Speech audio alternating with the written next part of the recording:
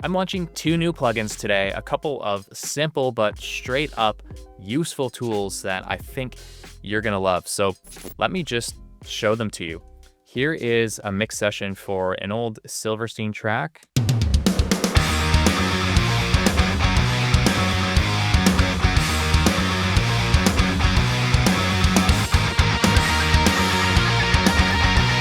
So sounds pretty good, right? But I want to zero in on the drums and try to make it even better. Now, to me, the kick drum sounds like it could use a little bit more oomph, a little bit more punch and power and consistency just hit to hit. Now, normally this is where I would reach for a kick sample to blend in and add to the mix. But let me introduce you instead to Kick Slammer.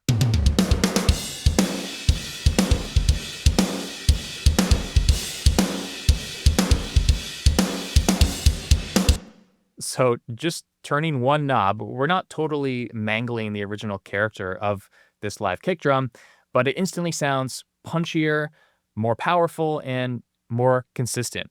Now let me solo out the kick and I'll show you and let you hear a little more in detail what's happening. Let's dial it back.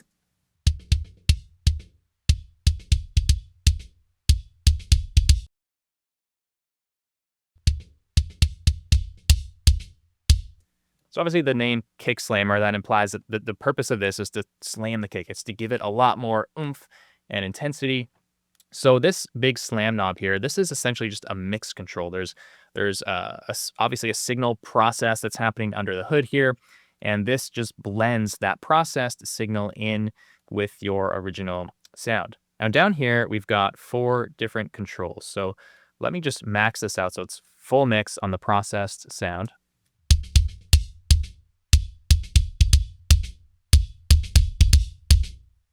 So this push knob, this essentially just raises the input going into the signal chain. So this is not a compressor. There's not actually any compression per se happening under the hood here, but there's a set threshold here in the chain, and the push just pushes that signal against that threshold harder. So you're going to get more processing. So that's just useful if you find yourself cranking this, but you're still not getting the amount of intensity that you need.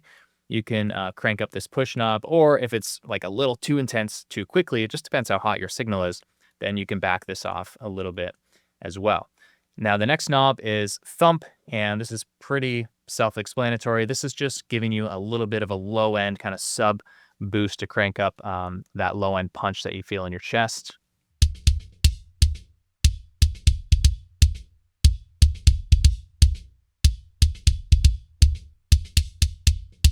And if you have too much of it, maybe you've got an 808 style kick or something, or a sub kick, something with a lot of low end and it's a little too much, you can back it off as well. Now, this knob here, woof, this just gives you more or less woofiness.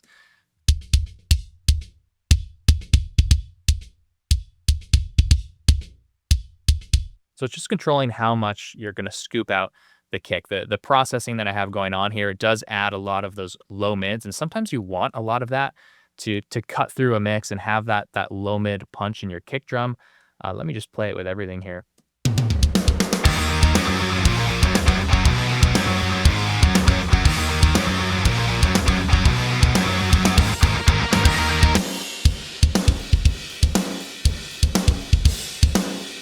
So that's super useful in determining just how much of those low mids you need to get your kick audible and cutting through the mix.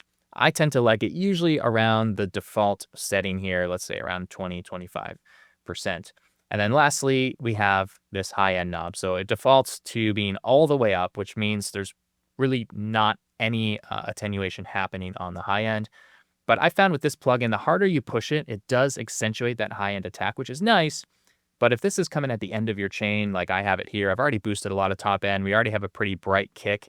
You sometimes don't need that much top end. So this is essentially just a high end roll off that's just going to tame that high end a bit and let you find the sweet spot there.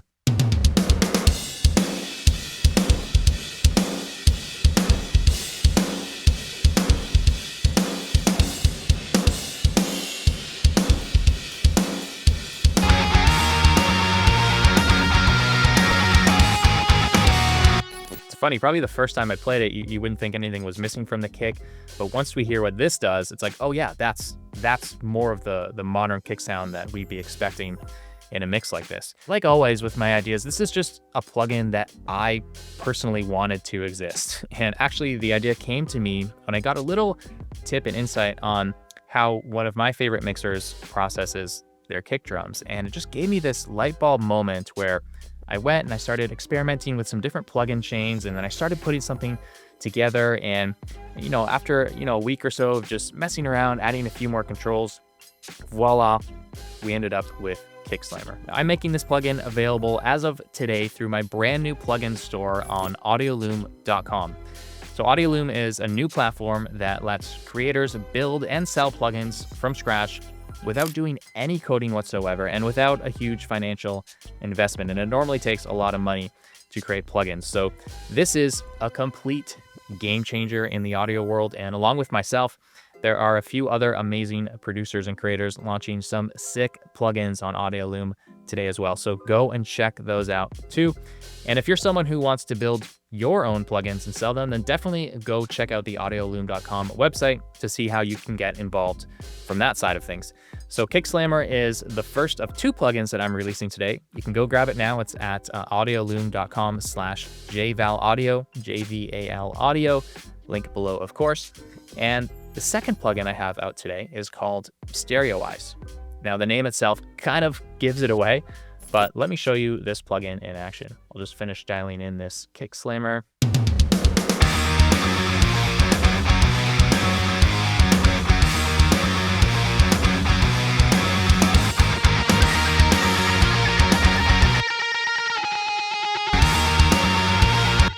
All right, so halfway through this intro, you hear this guitar lead that comes in. It's kind of like a spacey, kind of vibey single note guitar thing.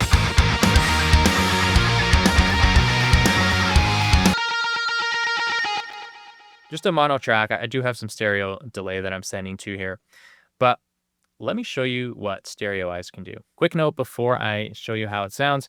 If you're using Pro Tools, I'm not sure how this works in other DAWs, you want to make sure that you're using the mono to stereo plugin version. If this is a mono track, you want to make it stereo, then use the version in your insert list here that takes the mono track and outputs a stereo signal. So check this out. Here it is bypassed.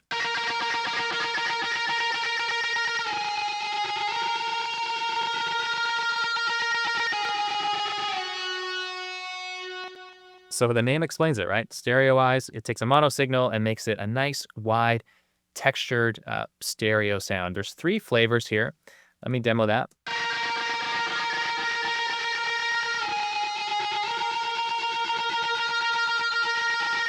To my ears, number 1 is kind of the widest setting.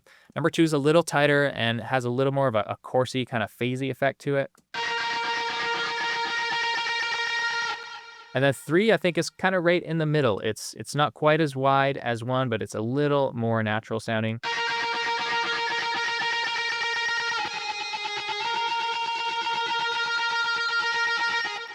Let's check it out in context of the mix.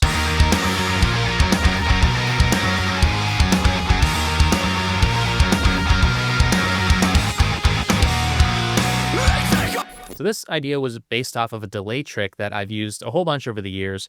In cases like this where I have a kind of a mono, kind of narrow sounding part that I don't really want to just be up the middle, that is, it's kind of annoying, or it's interfering with the vocal, or it just sounds too small. And I want it instead to take up all the space in the stereo spectrum, fill up both ears or both speakers, and have this kind of wide, spacey, textured effect. Now, this is not something I'd normally use on like a lead guitar or solo, although that could be a cool effect. It's more of like kind of those background texture layers, whether it's a guitar or a synth or something else, and you want it to be there and you want it to take up space, but maybe you don't want it to be like the straight up the center focal point in like a lead solo or a lead vocal. And after doing different tricks for a bunch of years, I thought it would just be so much nicer if I had a dead simple plugin that just did it for me in one simple step. So there you go. That is Stereoize. And I'll show you it on more of a lead guitar here in the chorus.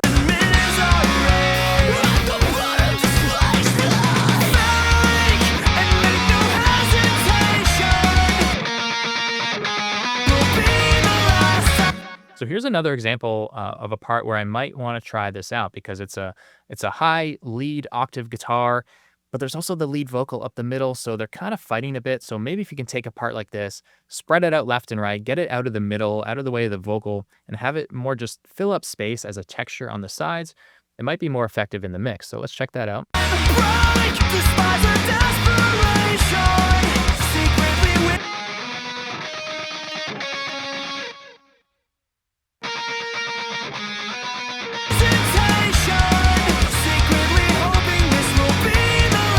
Love that. Really helps this lead line just thicken up the rest of the chorus and not steal the spotlight from the vocal. So Kick Slammer and Stereo Eyes are both available today at audioloom.com/JVAL audio. Again, the link is below in the description. And if you're watching this close to the launch date, there will be a great limited time discount for you. So these are at a bargain, no-brainer price for you to pick up and try out today.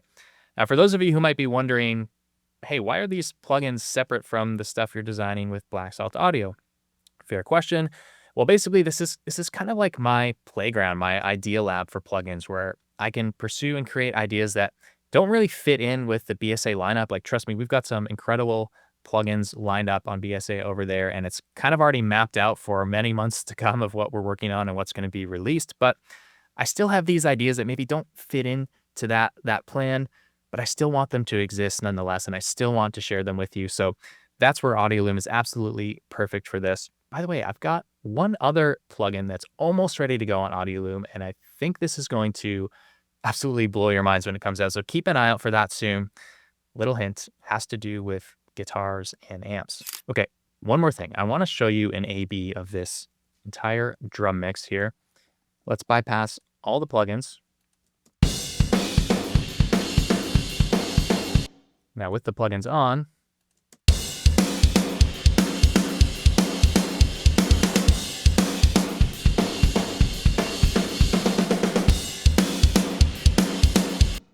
no samples, and if we exclude Kick Slammer, there's actually only 3 different plugins, and as you can see, only 1 or 2 inserts per track to achieve that drum mix. So if you want to see how that was possible, go ahead and watch this video next.